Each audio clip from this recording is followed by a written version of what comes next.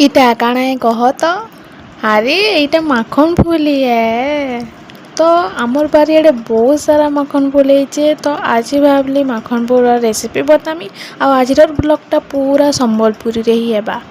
तो माखन फूल के पहला करी टुली आनली तारपरे मैं इे अरुआ चाउल के बतरे देती पैन रे 2 घंटा आड़े तारपरे इे मैं माखन फूल के सफा करली डेटी मान को जेनता मैं बताऊचे हेन्ता ही सफा करबार अच्छे गुटे गुटे करी से भितरे पोक मैंने भी थीसन तो ये भल से ध्यान से देखे काढ़बार अच्छे तापरे गुटे गुटे करी सबके काढ़ी देली तारपरे चाउल भी बतरी जाता न तो ताके मैं काढ़ी करी ग्राइंडिंग मशीन रे जीरा धनिया मिर्चा लहसुन संगे ताके बाटी देली भल से तापरे जिते बेले चिकन बाटी गला गुटे कंटेनर रे काढ़ी करी मैं तार ऊपर डालली हल्दी आ निजर अनुसार नून तारपरे गुटे गुटे जेन धुईला माखन फूल के ताके मुई ताके भल से मैरिनेट करली सेठी आउ सोरसो तेल देकरी तावा गोटे रे भल से ताके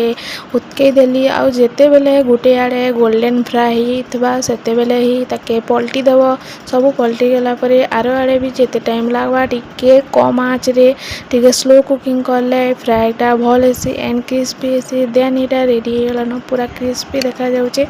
आउ एटा तारपरे मैं खाइली बहुत ही ज़्यादा टेस्टी बनथिला आउ इता रेसिपी आउ जदि मोर संबलपुरी भल लागला प्लीज कमेंट रे कहबा काहे कि आज मैं फर्स्ट टाइम मोर ब्लॉगटा संबलपुरी रे ही बनाउचे आपण माने मोर मोर फर्स्ट टाइम संबलपुरी सुनुछन तो आज लगी एतकी तो देखाय मा गोटे ब्लॉग रे।